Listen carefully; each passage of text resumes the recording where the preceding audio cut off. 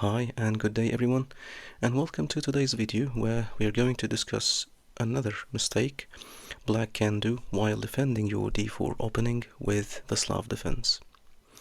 In my previous video we discussed black fourth move, bishop f5, and today we're going to take a look at another inaccurate move can be played by black and can be a major turning point in the whole game. I am Rami and this is Chess Shorts and Sweets. I hope you guys enjoy watching this video. Let's start. So our game starts by d4, d5, c4, c6, knight f3, knight f6, knight c3 and bishop g4.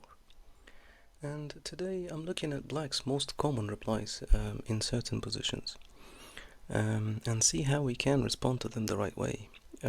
Instead of just doing a deep engine lines analysis here, I'm evaluating black's common moves and looking at how we can take advantage of that. For example, this move here, bishop g4, which may sound very logical for black to play. They are developing their light squared bishop. They are willing to lose their bishop pair advantage and take on the f3, distorting white's pawn structure here. But for white we can just carry on by playing e5, threatening the bishop. And here it's best for black to retreat either on the e6 square or the c8 square. However, the most common move played by black in this position according to Leach's database is bishop h5. And this move can actually cause black a lot of positional difficulties later on.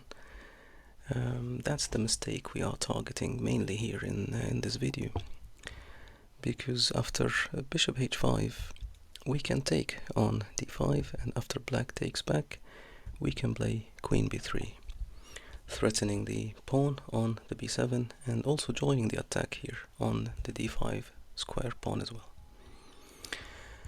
And here it's best for black to go queen b6, hoping for queen's exchange, but again the most common move played by black in this position according to the database is b6. And that's a major mistake actually. As you can see here, all the light squares have been weakened. And here white can take advantage of this by playing e4, allowing this bishop to dominate all this diagonal here, and also threatening to play bishop b5 check. And here the best for black is to play a6 to prevent the check from the b5.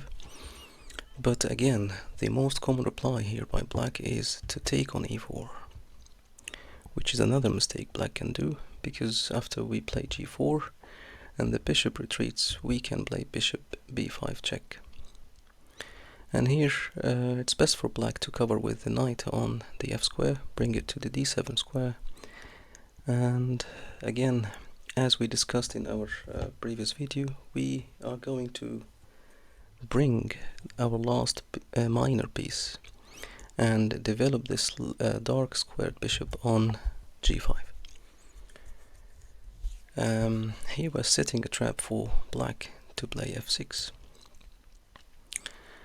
And if black goes and play f6 here, we can just take the bishop on g6, and after black takes, we do not retreat with our bishop here. Instead, we will just play knight takes e4, inviting black to win free material.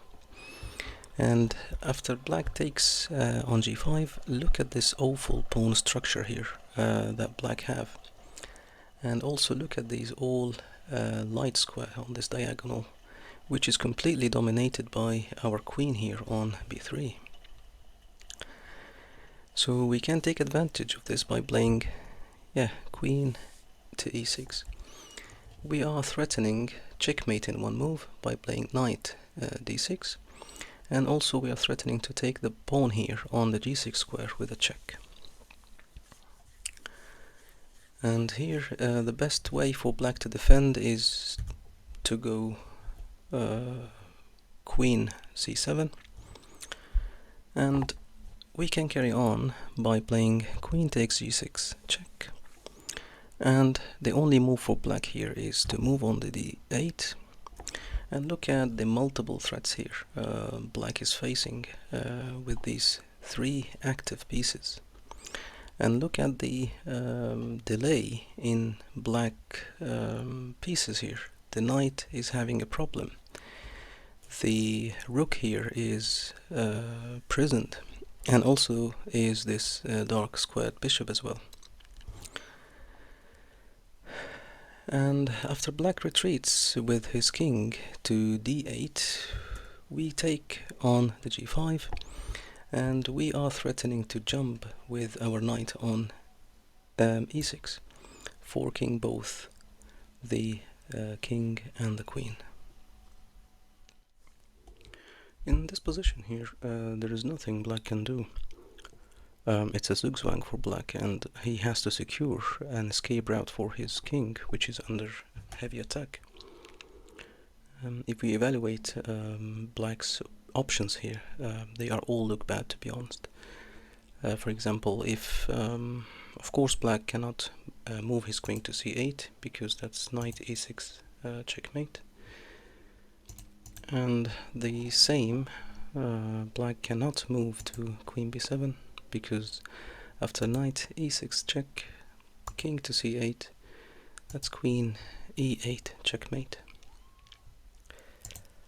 Again, the queen cannot move as well to d6 because that would allow the knight to jump on the f7, forking the king, the queen and the rook. And definitely the same applies for queen f4, which will allow knight e6 check again, forking the queen and the king. Well, that's it for today, guys. I hope you enjoyed watching this analysis today. Of course, if you're interested in similar contents, please just write to me in the comments below. All your suggestions and your ideas are welcome to help me improve my content and make it more beneficial for you. Till then, have a good day, guys, and I hope to see you soon.